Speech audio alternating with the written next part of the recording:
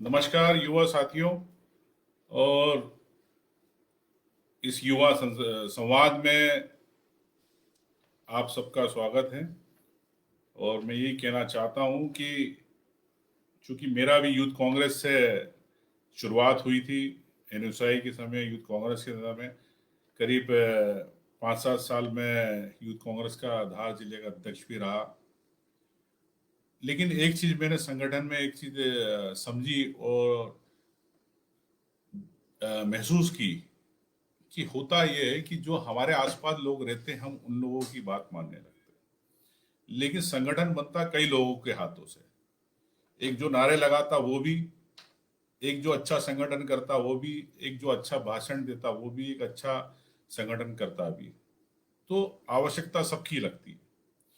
हमारे लिए महत्वपूर्ण यह है कि जो सभा के आखिरी के इसमें कार्यक्रम में जो मीटिंगों में बैठा अंतिम व्यक्ति है, जिस तक नजर नहीं जाती, एक उस पर भी नजर होना चाहिए। इस बात को मैं हमेशा ध्यान रखता हूँ, विशेष रूप से ये ध्यान रखता हूँ कि कौन झंडा लगाने वाला है, कौन नारे लगाने वाला है, कौन पार्टी के लिए, संगठन के लिए।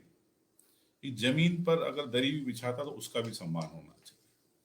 इस बात को मैंने हमेशा 5 साल 8 साल यूथ कांग्रेस के अंदर सीखा, समझा और सम्मान दिया। यही कारण है कि आज धार जिले में विशेषकर मैं ये कहना चाहूंगा कि यूथ कांग्रेस मजबूत है और सीनियर कांग्रेस में आज पूरी कई विधानसभाओं के अंदर पिछले 2 चुनावों से योगदान देती आ रही है और जिताती आ रही है। तो ये मेरा एक संगठन का अनुभव है। रही बात मंत्री बना, लेकिन मंत्री बनने के साथ चूंकि झारखंड का भी राहुल गांधी जी ने जवाबदारी दी मुझे और 2.5 साल वहाँ काम किया, तो एक वहाँ भी यही रखा कि छोटे से छोटे कार्यकर्ताओं को आगे सम्मान दिया। इस कारण आज झारखंड के अंदर कांग्रेस की सरकार वहाँ पे बनी। ये एक विशेष रूप से मैंने ध्यान रखा। और आज कई लोग ऐसे युवा है जो झारखंड के अंदर चाहे जिला कांग्रेस हो चाहे प्रदेश कांग्रेस के अंदर हो, आज नेतृत्व कर रहे हैं। इसके साथ कुछ समय मैंने राष्ट्रीय राजनीति में भी काम किया है, अभी भी कर ही रहा हूँ। लेकिन विशेषकर राहुल गांधी जी की जो नेशनल कोऑर्डिनेटर उन्होंने मुझे बनाया था यूथ कांग्रेस के लिए, ट्रैवल टूर के लिए, तो कई राज्यों में जाके काम किया। विशेषकर उड़ीसा में मैं पिछले 3.5-4 महीने रहा। वहाँ भी पूरे उड़ीसा में आदिवासियों को, युवा आदिवासियों को संवाद कराया राहुल गांधी से। अमेठी में भी काफ़ी समय काम किया मैंने, 2-4 महीने। और वहाँ भी कई चीज़ें सीखी, समझी किस प्रकार से राजीव गांधी फाउंडेशन या अन्य जो है, राहुल जी या सोनिया जी या प्रियंका जी, ये लोग कैसे सामाजिक रूप से वहाँ पे कार्य करते हैं। ऐसे कई राज्य है, चाहे राजस्थान हो, चाहे गुजरात हो, चाहे दिल्ली हो, ऐसे कई राज्यों में काम किया। तो कहना यही चाहूंगा मैं कि बगैर किसी को सम्मान दिए आप उससे उम्मीद नहीं कर सकते हो कि वो आपके लिए काम करे।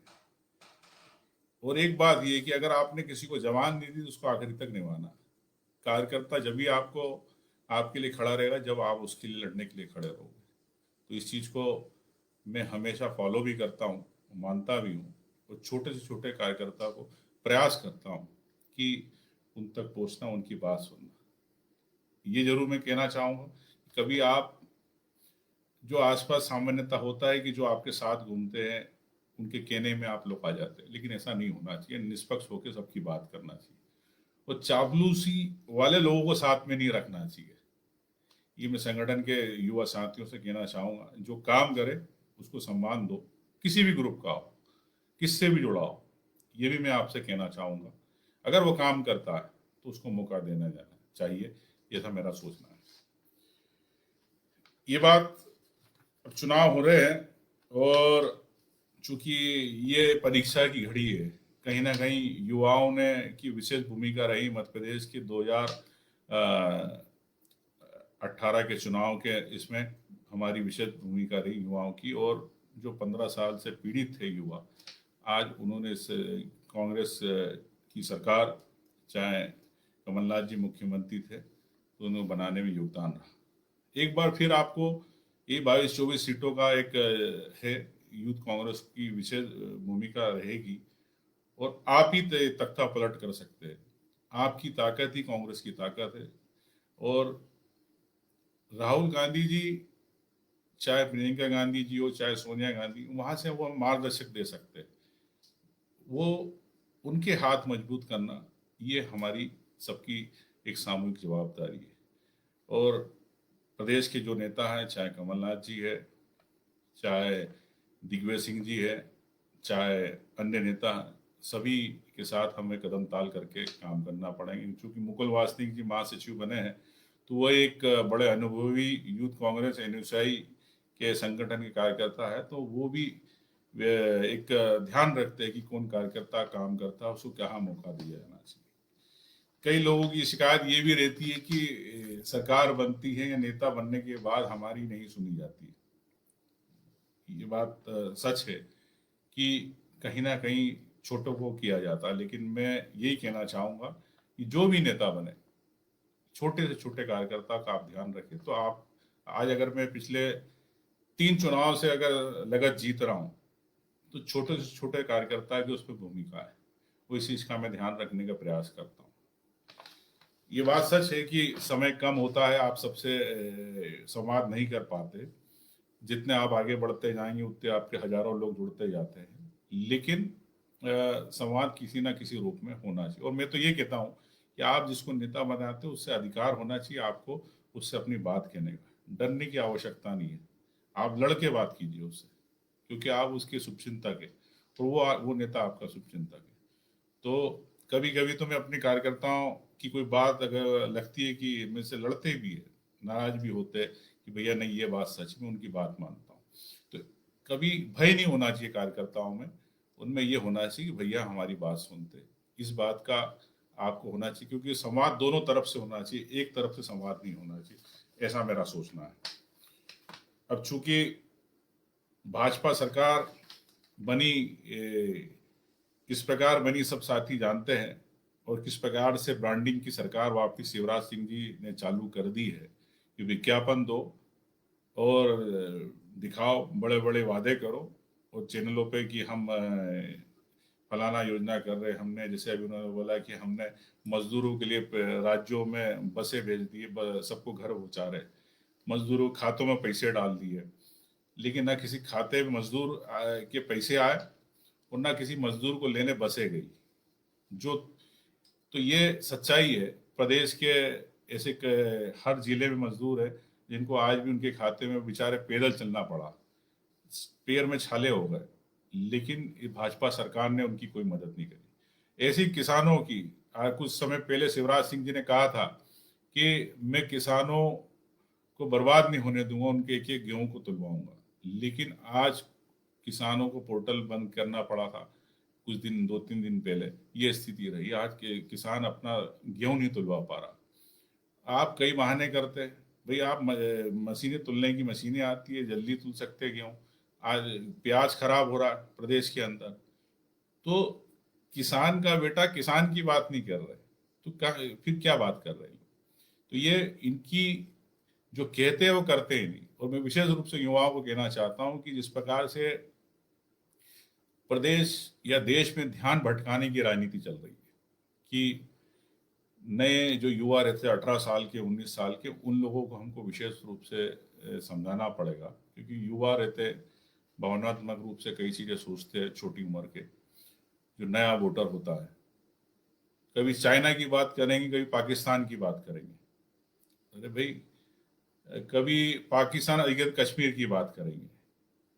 तो ये इस प्रकार की बातें करते हमें भटकाते। लेकिन देश के अंदर जो मुद्दे हैं, चाहे कोरोना हो, आज कोरोना को लेकर इन्होंने थाली बजवा दी, घंटी बजवा दी, लेकिन आज मोदी जी आज मन की बात नहीं कह रहे। आज वो जनता की मन की बात भी नहीं सुनना चाहते, क्योंकि इसलिए कि उनको पता है कि आम जनता की कितनी आवश्यकता है। आज मजबूरी के अंदर कई आज लॉकडाउन खोलना पड़ रहा है। ये कोरोना बीमारी एक भयावह स्थिति में बढ़ती जा रही है। आज आपने नए अस्पताल नहीं खोले, अगर आप नए अस्पताल खोलो, आज इतने हजारों अपने मरीज उनके लिए अस्पतालों में जगह नहीं है। क्या स्थिति आप रोज सोशल मीडिया में देख रहे हैं। तो अ, सरकार को अस्पताल खुलना चाहिए ताकि आज उनकी जो आवश्यकता पड़े उनको हम समय पर उनका इलाज करा सके। सिर्फ मास्क बांटने से, सैनिटाइजर बांटने से कोरोना नहीं जाएगा। ये तो एहतियात के तौर पे आप ठीक है, लेकिन जो उसके परिवार में जिसके यहाँ कोई अगर गमी हो रही है कोरोना के कारण, उस परिवार को कौन चलाएगा?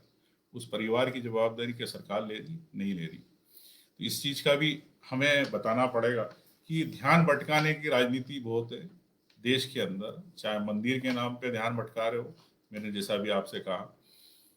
तो अभी उद्योगपतियों को लेके जैसे इन्होंने 20 लाख करोड़ का भी इन्होंने कहा कि एमएससी छोटे उद्योगों को हम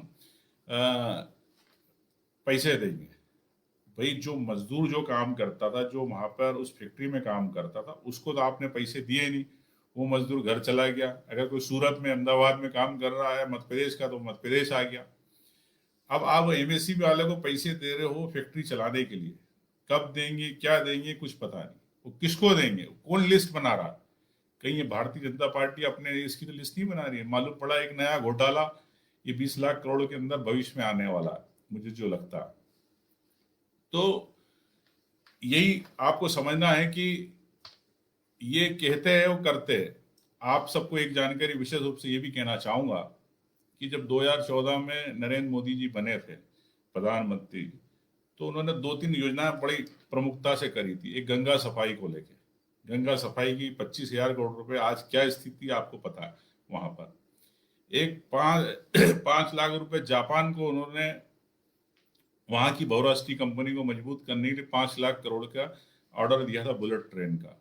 गरीब को पैसे, रोटी नहीं खाने के लिए, जेब में पैसा नहीं, आज उसको वो कहाँ बुलेट ट्रेन में बैठेगा? तो ये सपना उसको दिखा दिया।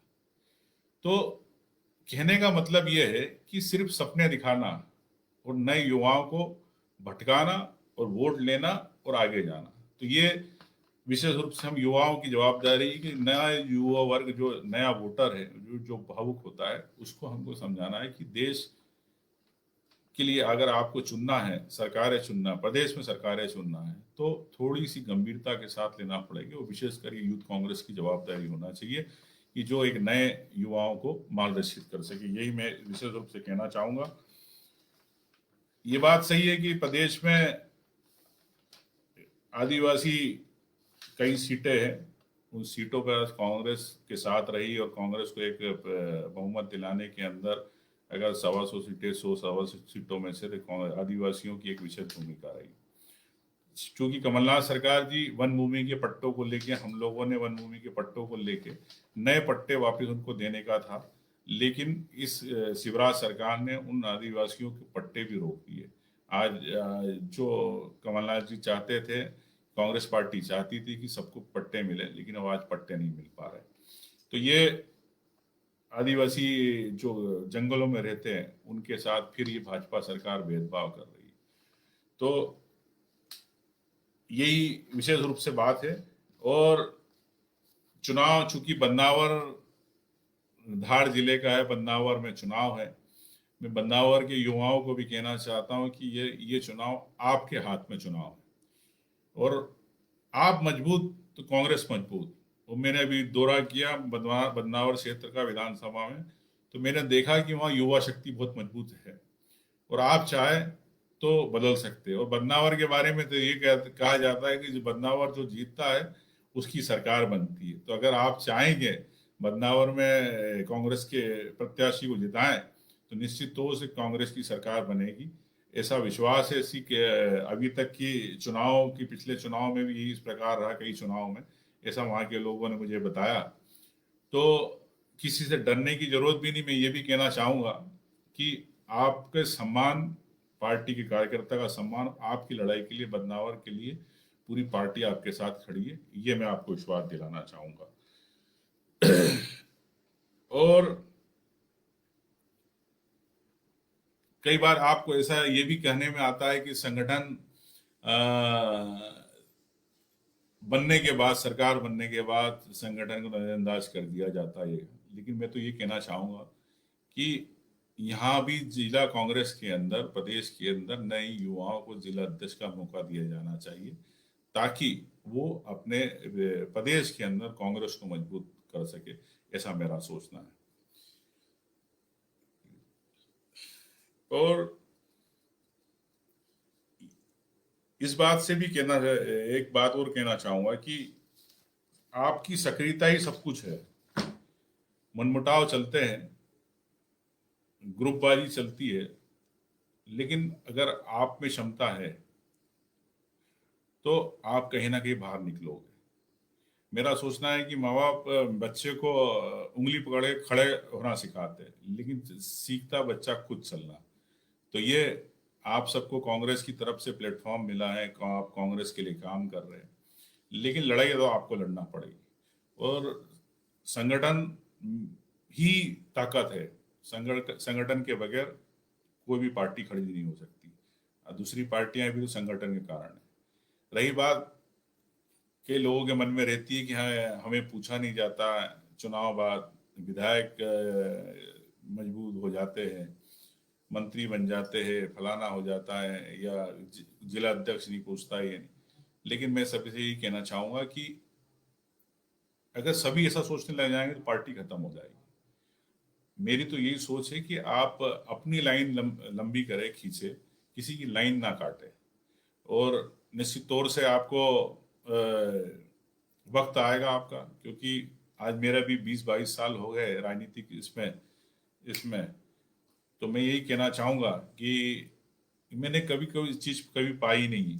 मतलब आपसे विशेष रूप से ये कहना चाहता हूँ कि अ, चाहे मैं राष्ट्रीय सचिव बना, चाहे विधायक के टिकट मांगे, चाहे मंत्री बना, तो मैंने कभी आगे होके कभी नहीं मांगे। जो राहुल गांधी जी ने चाहा, पार्टी ने चाहा, कांग्रेस के वरिष्ठ नेताओं ने, वो मुझे मिला। तो वो सबका भाग्य है, सबके भाग्य के हिसाब से सब चीजें मिलती है। लेकिन हौसला कभी आदमी को छोड़ना नहीं चाहिए, मजबूत रखना चाहिए। मेरा तो एक ही कहना, जहाँ चाहा है वहां रहा है। आप यही कहना चाहूंगा आप सबसे। और आप सबका मैं यही अंत में धन्यवाद ही देना चाहूंगा कि आप सब पार्टी के साथ खड़े रहे। पार्टी आपका पूरा सम्मान रखेगी, और ऐसा मुझे विश्वास है। और मैं तो आपको कह सकता हूं कि जो मेरे द्वार आता है मैं उसको पूरा सम्मान देता हूं। देखो, कोई किसी का गुलाम नहीं होता। सब यारबाजी से राजनीति होती है, यारबाजी से दोस्ती होती है। और जिस प्रकार मैं हूँ वैसे आप भी हो, और सम्मान बराबर मिलना चाहिए। हमारे एक साथी ने, डांगी जी ने, क्या नाम, हिमालय डांगी जी ने पूछा है कि बोले छोटे कार्यकर्ताओं से संवाद स्थापित होना चाहिए कार्यकर्ताओं को। तो मैंने पहले ही कह चुका हूँ कि निश्चित तौर से संगठन छोटे कार्यकर्ता से ही बनता है। और तो निश्चित तौर से उसको सम्मान मिलना चाहिए। और उसकी जो योजना है, योजना यही है कि पार्टी में जो भी प्रभारी होते हैं, चाहे जिला प्रभारी, प्रदेश प्रभारी, वो किसी गुट के हो सकते हैं, लेकिन जब आप प्रभारी बने हैं तो आपको पार्टी के हर व्यक्ति को लेकर आगे चलना है, और जो पार्टी के लिए काम करे उसके लिए। तो ये मेरा एक सुझाव है। योजनाएं तो बहुत सारी होती है, लेकिन आंख और कान के रूप में पार्टी के जो पदाधिकारी रहते हैं, उनकी विशेष रूप से जवाबदारी होती है कि आप नए अच्छे कार्यकर्ताओं को कैसे खींच के ऊपर लेके आए। तो ये चीज मैंने एक फ्री हैंड होके, झारखंड में राहुल गांधी जी ने मौका भी दिया, और 17 साल के बाद कांग्रेस सरकार वहां पर एक अलायंस में बनी, संगठन खड़ा हुआ, तो वो चीज करके भी बताई मैंने। और ये चीज मैं पिछले कई सालों से अपनी विधानसभा में कर रहा हूँ। ठीक है, समय का अभाव कई जगह रहता, कई कार्यकर्ता भी कहते हैं कि भाई कभी मिलना नहीं हुआ, ये नहीं हुआ, लेकिन मैं प्रयास करता हूँ कि एक रोटी, एक गेहूं, मुट्ठी गेहूं में सभी को जितनी रोटी बने सबको खिलाने, ये प्रयास करता हूँ। और हमारे अनिल कटारिया जी ने भी यही एक सवाल पूछा है कि युवाओं की उपचुनाव में भागीदारी बढ़ना चाहिए तो निश्चित तौर से बढ़ना चाहिए। और मैं तो कहता हूँ ये चुनाव युवाओं का है और युवा ही सरकार बना सकते हैं। अगर आप चाहेंगे तो ये हमारी 22-24 सीटों के अंदर सरकार कांग्रेस की बनेगी, ये मैं आपसे कहना चाहूँगा। और हिम्मत सिंह जी चावड़ा जी का कहना है कि नए युवाओं को मौका मिलना चाहिए।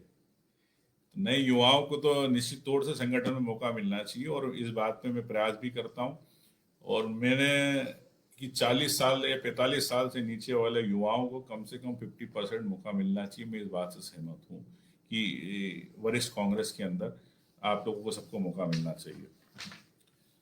तो यही मैं कहना चाहता हूँ। ऐसे कई साथी है सवाल करने वाले, अमन शर्मा जी है, अनिल कटारिया जी है, सब लोग हैं। तो बस आखिरी में अंत में यही कहूँगा, आप सबको मेरा सलूट। और आपके लिए मैं वो पूरी कांग्रेस पार्टी आपके साथ खड़ी, आपके सम्मान में, आपकी लड़ाई के लिए। नमस्कार। ठीक है। बढ़िया।